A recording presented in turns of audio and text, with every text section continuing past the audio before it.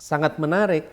Ternyata Al-Quran itu memberikan tanda-tanda memang, memberikan clue yang kalau kita kaji, maka itu akan muncul dalam bentuk data-data atau fakta-fakta ilmiah.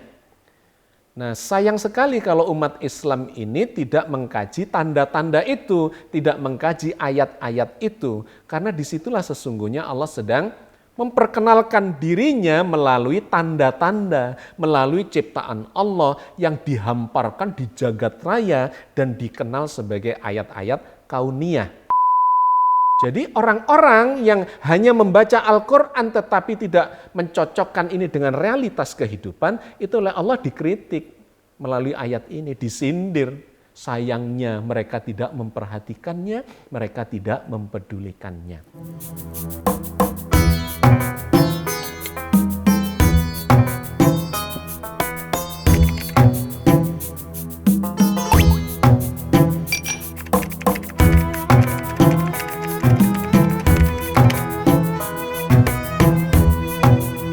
Assalamualaikum warahmatullahi wabarakatuh.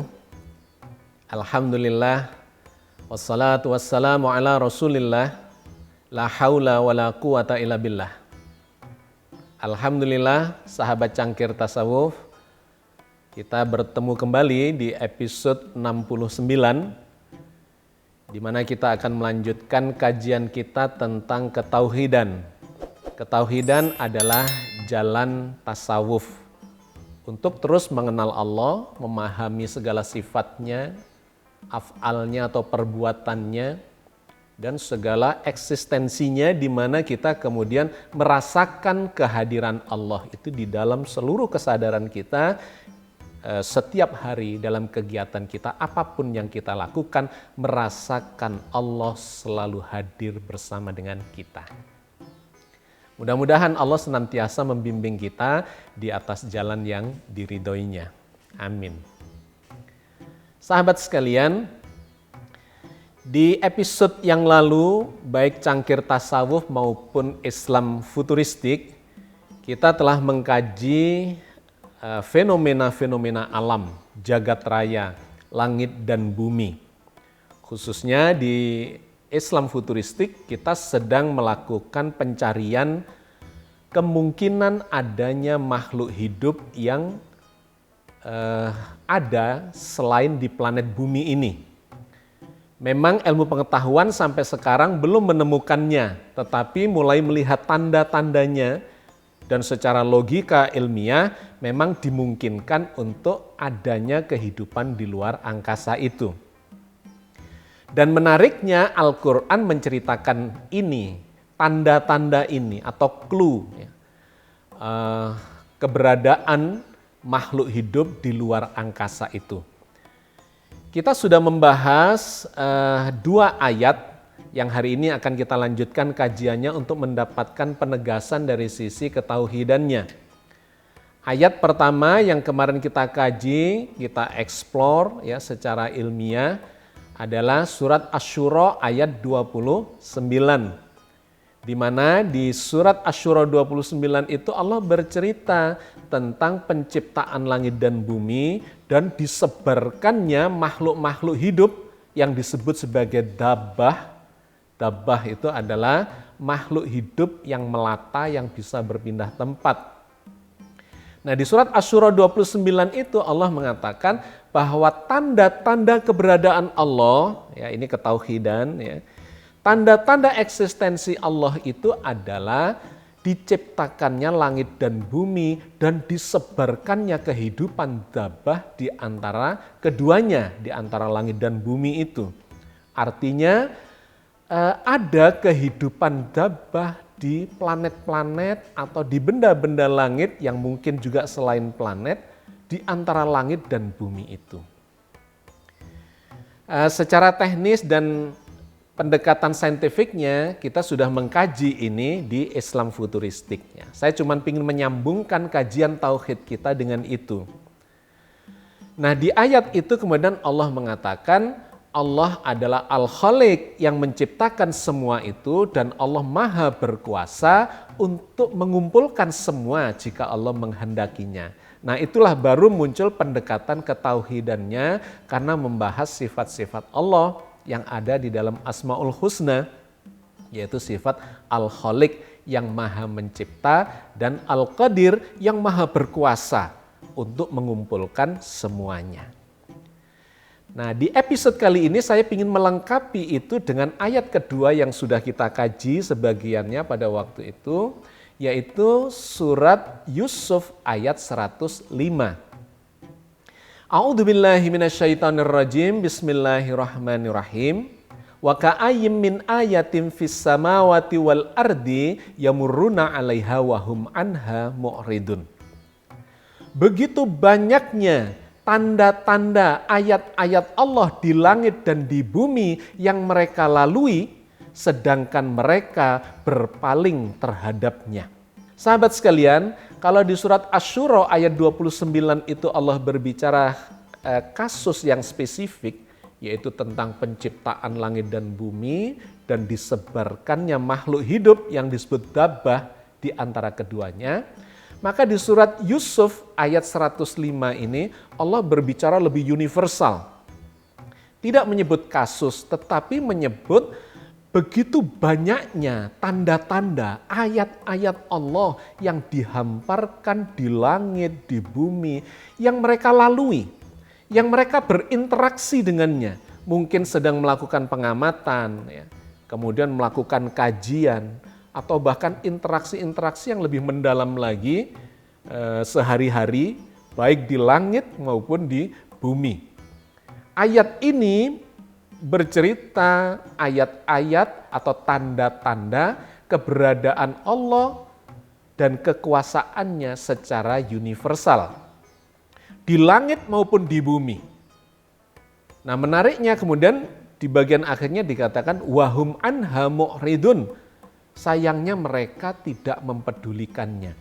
Jadi ayat ini sangat khas, konteksnya lebih mendorong kepada kita untuk membangun kesadaran, membangun kepedulian terhadap ayat-ayat Allah yang dihamparkan di langit dan di bumi. Apa saja itu ayat-ayat yang di langit dan di bumi? Oh sangat banyak, karena itu di kalimat depannya Allah menggunakan penegasan semacam itu. Wa ka'ayyim min ayatin fis samawati wal ardi. Begitu banyaknya ayat-ayat tanda-tanda yang ada di langit dan di bumi. Oke, kita ambil contoh kasus terkait dengan apa yang sedang kita bahas ya, akhir-akhir ini baik di Islam futuristik maupun di cangkir tasawuf. Tanda-tanda Allah di langit dan di bumi itu apa? Di langit misalnya yang baru kita bahas di episode ketiga dari Islam futuristik kemarin adalah tentang keberadaan bulan dan matahari. Terkait dengan ini Allah berfirman di ayat yang berbeda. Di dalam surat Yunus ayat 5, di sana saya cuplikan sebagiannya, ayat itu panjang dan menarik, kapan-kapan kita bahas secara lebih holistik. Tetapi terkait dengan kajian kita kali ini, saya ambil sebagian dari ayat itu di bagian depannya. Bismillahirrahmanirrahim. Huwallazi ja'ala syamsa dhiya'an wal qamara nuran. Dialah Allah yang menjadikan matahari bersinar dan menjadikan bulan bercahaya. Ayat ini menarik kalau kita kaji. Ada 3 bagian yang bisa menggiring pemahaman kita menjadi lebih spesifik terhadap ayat ini. Yang pertama adalah huwallazi ja'ala syamsa dhiya'an wal qamara nuran. Huwallazi, dialah Allah yang menciptakan atau yang menjadikan matahari bersinar, bulan bercahaya. Jadi ayat ini memberikan penegasan ketauhidan karena dengan dimulainya ayat itu dengan kata huwallazi, dialah satu-satunya Allah yang menjadikan matahari bersinar, bulan bercahaya. Gak ada yang lain. Siapa yang bisa melakukan itu, menjadikan matahari bersinar dan bulan bercahaya? Ya hanya yang menciptakannya, yang menguasai dan memeliharanya. tidak juga malaikat, tidak juga jin, apalagi manusia, apalagi makhluk-makhluk yang lain. Yang menjadikan matahari itu bersinar dan bulan itu bercahaya, ya Sang Pencipta, dialah Allah. Huwallazi ja'ala syamsa diya'an wal qamara nuran. Itu poin 1 ya. Jadi ayat ini mendorong kita membangun kesadaran tauhid bahwa dialah Allah yang berkuasa, yang memelihara dan menyebabkan segala sesuatu terjadi sesuai dengan desain penciptaannya, sesuai dengan kehendaknya. Ya, 1. Yang kedua yang menarik dari ayat ini adalah penggunaan kata yang berbeda antara matahari yang bersinar dan bulan yang bercahaya. Huwallazi ja'ala syamsa diya'an wal qamara nuron. Jadi ketika bercerita tentang asyams atau matahari, Allah menggunakan kata diya'an yang bersinar. Tapi ketika bercerita tentang bulan, Allah menggunakan kata nuron, bercahaya. Apa bedanya? Nah, orang-orang yang memahami astronomi atau belajar tentang astrofisika menjadi tahu bahwa memang cahaya yang keluar dari matahari dan cahaya yang keluar dari bulan itu berbeda. Matahari itu disebut sebagai bersinar oleh Allah seperti pelita. Artinya dia memiliki cahaya sendiri. Dia memancarkan cahayanya sendiri, tidak berasal dari mana-mana, tetapi berasal dari dalam dirinya. Nah, kita sudah membahas di Islam futuristik ya di kajian yang lalu bahwa matahari itu adalah bola gas. Bola gas yang 75% isinya adalah gas hidrogen yang sedang bereaksi secara termonuklir, mengalami reaksi fusi. Ya, reaksi fusi itu reaksi penggabungan atom hidrogen sebanyak 4 bergabung menjadi satu dan membentuk atom baru yang namanya helium. Nah, perubahan dari atom hidrogen menjadi atom helium itulah yang menghasilkan panas luar biasa. Karena jumlah gas yang ada di matahari itu sedemikian besarnya, yang kalau dibandingkan besarnya matahari itu kurang lebih adalah sekitar 1.300.000 kali dibandingkan planet bumi. Jadi sedemikian besarnya matahari kita itu, dan itu gas. Ya, ibaratnya gas LPG ya yang sedang terbakar kemudian menghasilkan api yang sangat besar. Suhunya di intinya itu bisa mencapai 15 juta derajat. Dan di bagian paling luar yang disebut corona masih bersuhu 5 juta derajat. Sahabat sekalian, dari reaksi termonuklir inilah yang kemudian selain menghasilkan panas, saking panasnya itu memancarkan cahaya. Maka Al-Quran menyebutnya sebagai matahari itu bersinar. Dia memancarkan sinarnya. Nah, ini berbeda dengan bulan. Kalau bulan disebut sebagai bercahaya. Wal qamara nuron. Bulan bercahaya karena ternyata bulan itu tidak memiliki cahaya sendiri. Kenapa? Karena bulan itu bukan gas yang sedang terbakar seperti matahari. Tetapi dia adalah benda padat, ya, padatan. Dan tidak memancarkan sinar, kecuali dia hanya memantulkan cahaya. Dari mana cahayanya bulan itu? Bulan itu memantulkan cahaya matahari. Sahabat sekalian, 3 benda, bumi, bulan, dan matahari itu adalah benda-benda yang mengalami dinamika terus-menerus setiap saat. Kenapa? Karena memang semua ini benda sedang bergerak. Dalam tata surya kita, matahari adalah relatif benda diam yang dikelilingi oleh planet-planetnya. Meskipun sesungguhnya matahari itu kalau kita lihat dalam skala yang lebih besar, dalam skala galaksi, matahari itu juga sedang beredar mengitari pusat galaksi. Karena itu di Al-Quran disebutkan bahwa matahari itu sesungguhnya memiliki bidang edar atau garis edar atau orbit. Nah ini seringkali disalah tafsiri oleh sebagian kawan seakan-akan itu menjelaskan matahari yang berputar mengitari bumi. Padahal dalam konteks yang lebih utuh, lebih besar, sesungguhnya lah matahari itu beredar mengitari pusat galaksi, bukan mengitari bumi. Sedangkan di tata surya kita, matahari itu justru menjadi pusat peredaran bagi planet-planet. Di antaranya adalah planet ketiga bumi kita. Jadi matahari relatif diam terhadap planet-planet dan kemudian bumi kita itu mengitari matahari. Nah, bersamaan dengan bumi yang mengitari matahari, itu ada benda kecil yang lebih kecil dari bumi kita yang disebut sebagai bulan. Nah, bulan itu mengitari bumi, tetapi bulan bersama bumi ini mengitari matahari. Nah, disinilah terjadi kompleksitas dinamika antara ketiga benda itu. Kalau bumi kita mengitari matahari, maka dia akan bisa menciptakan urutan waktu atau bilangan waktu yang disebut sebagai 1 tahun.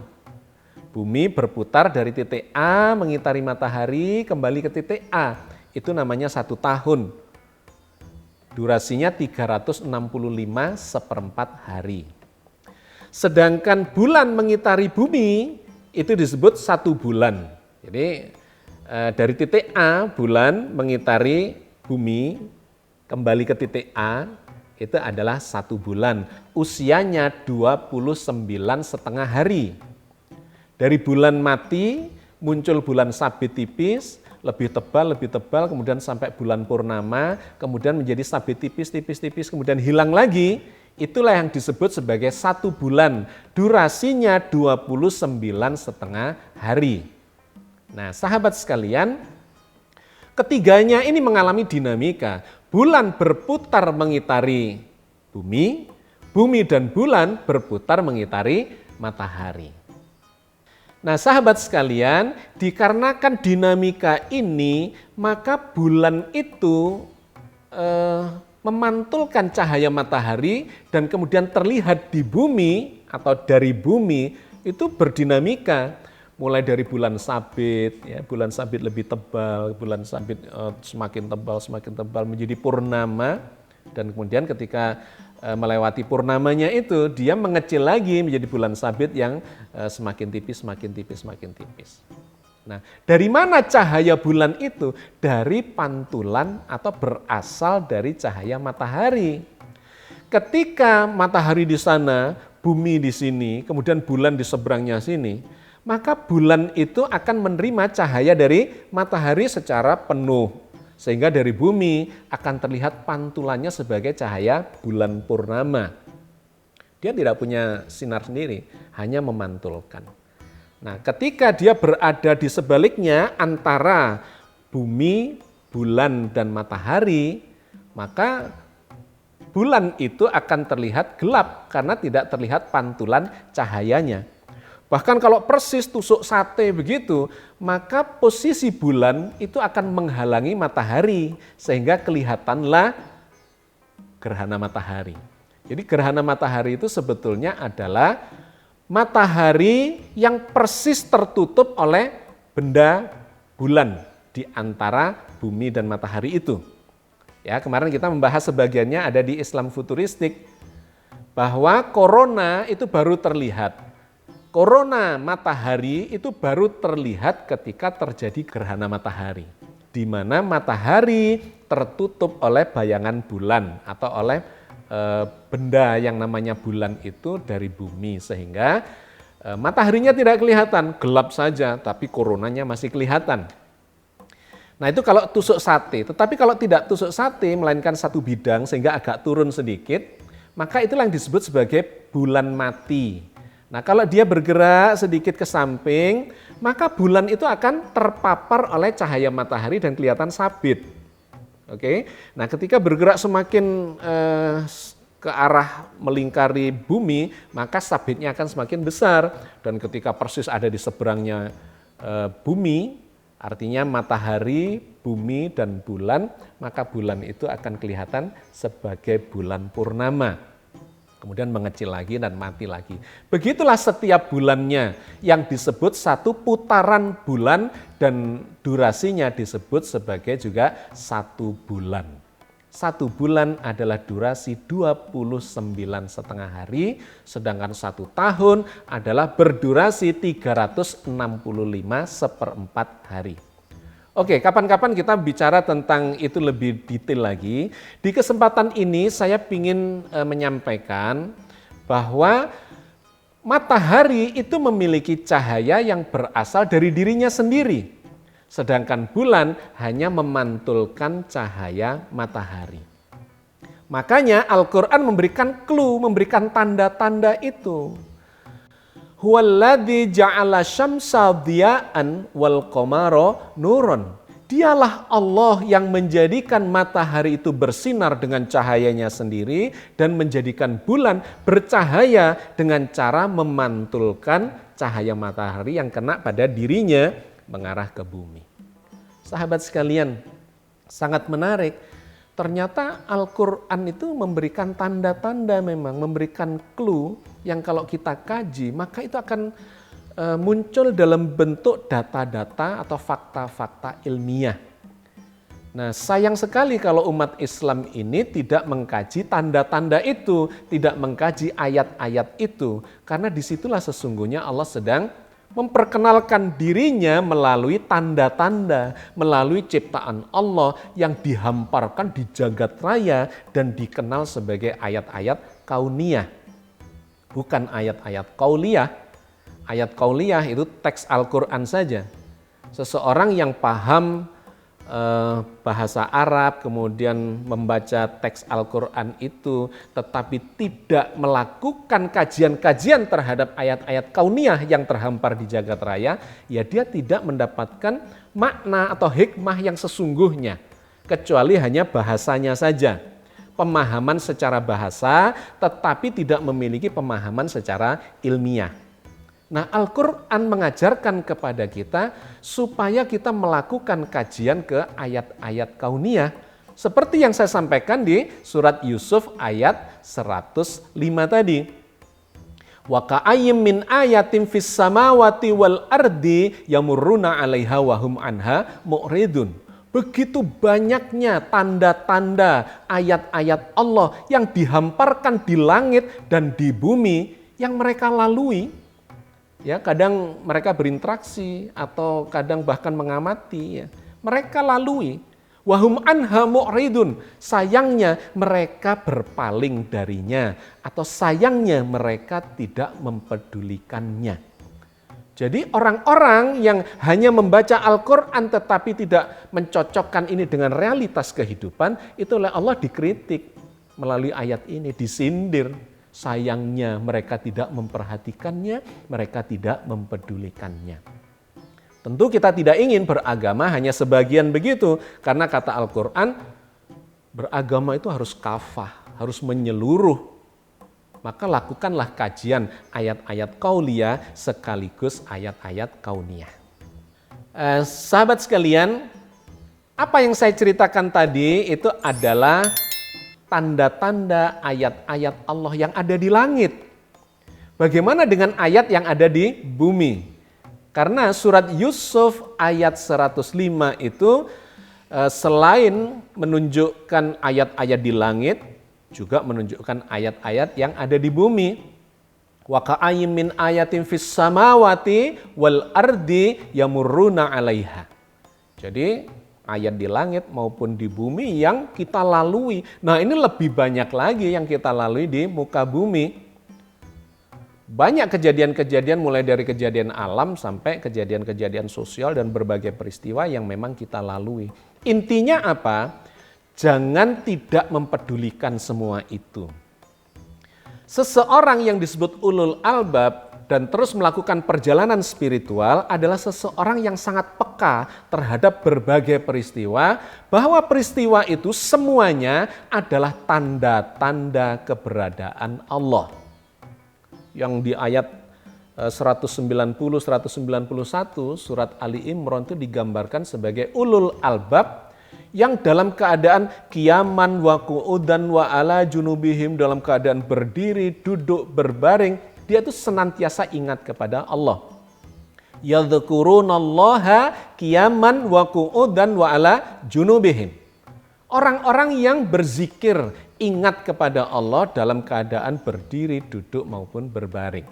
Nah, sahabat sekalian, di muka bumi ini banyak sekali tanda-tanda itu. Saya ambilkan salah satunya, dan ini kemudian juga merujuk kepada firman Allah di dalam Al-Quran Al-Karim. Salah satunya adalah di dalam surat Al-Baqarah ayat 29. Huwallazi khalaqalakum ma fil ardi jami'an. Dialah Allah yang menjadikan segala yang ada di muka bumi ini untuk kalian seluruhnya.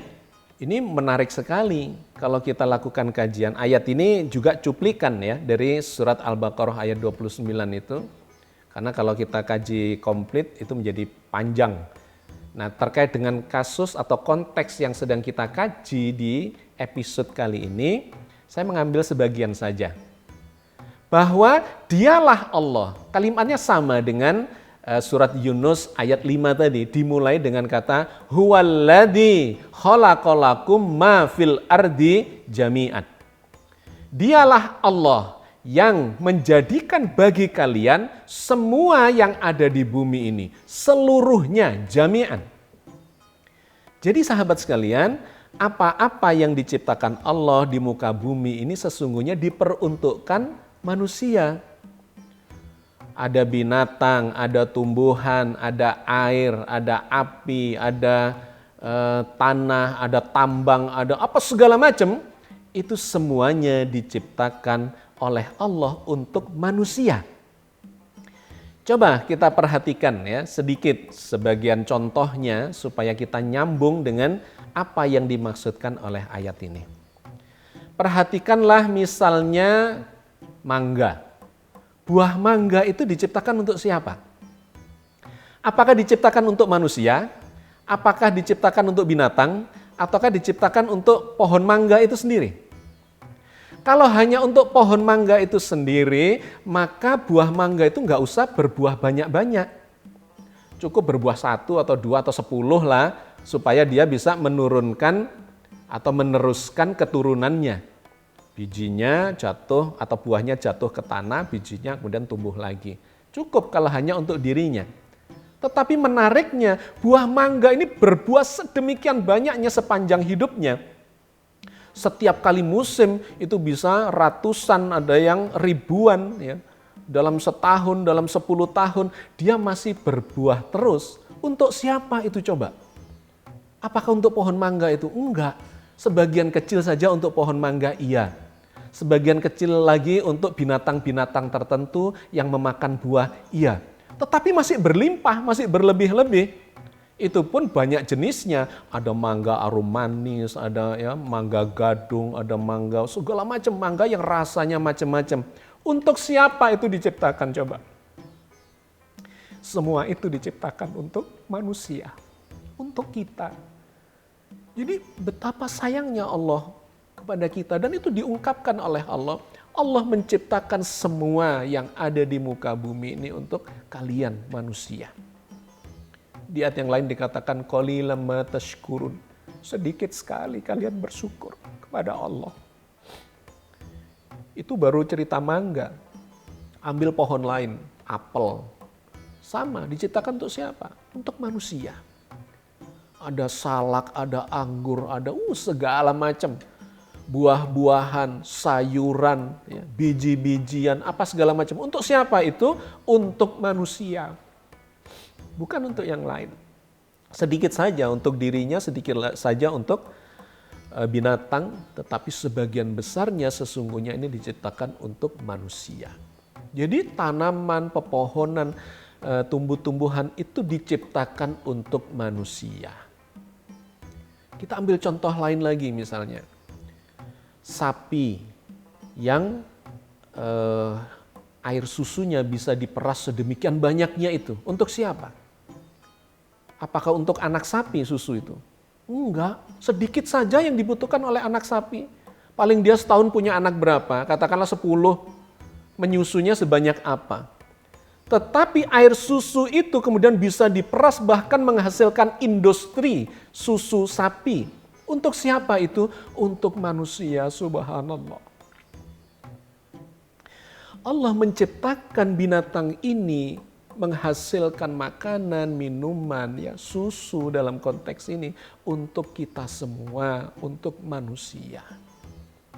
Demikian juga misalnya ayam petelur. Untuk siapa? Ayam atau telurnya ayam itu. Apakah untuk ayam itu sendiri? Enggak. Sedikit sekali untuk menurunkan ya generasi berikutnya dari ayam itu. Yang ribuan butir bahkan jutaan butir ya bisa diproduksi. Itu ternyata adalah diperuntukkan manusia. Sahabat sekalian, cobalah sebut seluruh benda-benda yang diciptakan di muka bumi ini itu untuk siapa? Untuk kita, untuk manusia. Air diciptakan untuk kita, yang tanpa air itu kita nggak bisa hidup. Udara, oksigen itu diciptakan untuk siapa? Untuk manusia. Yang tanpa oksigen itu kita nggak bisa hidup. Kalau kita mau ngaji soal oksigen saja, itu sudah luar biasa. Bisa ngambil satu episode tersendiri. Kenapa oksigen itu ada di muka bumi? Kenapa berat molekulnya itu sedemikian rupa sehingga oksigen itu cenderung mendekat ke arah permukaan bumi? Seandainya oksigen itu berat molekulnya sama Allah dibikin lebih ringan dan dia kemudian lebih suka di bagian atas atmosfer, maka manusia dan binatang-binatang dan tumbuh-tumbuhan itu mati semua karena nggak bisa bernafas. Masya Allah. Semua ini diciptakan oleh Allah untuk manusia. Air untuk manusia, udara, atmosfer untuk manusia. Bahkan atmosfer yang berlapis-lapis itu untuk melindungi kehidupan manusia di muka bumi. Ikan-ikan ya di lautan, di danau, di sungai dan semuanya untuk manusia, burung-burung untuk manusia. Maka benar firman Allah itu, huwallazi khalaqalakum ma fil ardi jami'an. Dialah Allah yang menciptakan semua di muka bumi ini untuk kalian, untuk manusia seluruhnya. Bukan untuk yang lain. Maka sahabat sekalian, ayat-ayat yang semacam ini menggiring pemahaman kita untuk menyadari bahwa Allah itu hadir. Allah itu hadir. Semua ini bukan kebetulan. Hanya orang-orang yang tidak mempedulikan ayat-ayatnya, tanda-tandanya lah yang mengatakan bahwa ini kebetulan. Tidak ada yang kebetulan di jagat raya ini, apalagi di bumi kita. Bahkan pada diri kita sendiri. Gak ada yang kebetulan, semuanya by design. Begitu sayangnya Ar-Rahman, Ar-Rahim yang maha mengasihi, maha menyayangi, maha pemurah menyiapkan semua ini untuk manusia. Karena itu betapa tidak pantasnya kalau kita tidak bersyukur kepada Allah. Sahabat sekalian, siapakah orang yang bisa bersyukur itu? Adalah orang-orang yang terus memperhatikan tanda-tanda kebesaran Allah di alam semesta, di jagat raya, di langit, di bumi, pada dirinya dan semua yang terjadi di sekitarnya. Maka itulah pentingnya kenapa Allah mendorong kita untuk mempelajari ayat-ayat kauniyah supaya beragama kita ini nggak kering, hanya belajar teks saja, membaca redaksinya, menghafalkan, melantunkan indah-indahan, khatam bolak-balik, tetapi nggak nyambung dengan realitas yang sesungguhnya. Padahal itu adalah perintah Allah di dalam Al-Quran Al-Karim. Itulah yang digambarkan sebagai proses bersyahadat. Menyaksikan bahwa apa yang disampaikan oleh Allah di dalam ayat-ayat qauliyah itu sesungguhnya benar-benar terjadi di alam semesta sebagai ayat-ayat kauniyah. Mudah-mudahan Allah senantiasa membimbing kita, menunjukkan ayat-ayatnya yang terhampar di langit dan di bumi, yang kita lalui. Dan mudah-mudahan kita bukan orang yang berpaling darinya, tetapi orang yang terus melakukan kajian dan memohon kepada Allah. Mudah-mudahan Allah terus membimbing kita di jalannya untuk semakin dekat kepadanya, dan kapanpun kita kembali kepadanya dalam kualitas terbaik kita, dalam keadaan yang husnul khotimah. Amin. Assalamualaikum warahmatullahi wabarakatuh. Assalamualaikum warahmatullahi wabarakatuh. Sahabat Cangkir Tasawuf Modern, saat ini Anda sudah bisa mengakses kembali website www.padmapress.com. Tentu saja dengan desain dan layout yang baru dan lebih modern, sehingga memberikan pengalaman yang lebih menyenangkan untuk Anda dalam mencari buku-buku yang diterbitkan oleh Padma Press. Selain itu, Anda juga tetap dapat menonton video-video Pak Agus Mustafa di padmapress.com. Mau tahu apa saja buku karya Pak Agus Mustafa yang sudah menjadi materi di video-videonya? Mampir yuk ke www.padmapress.com.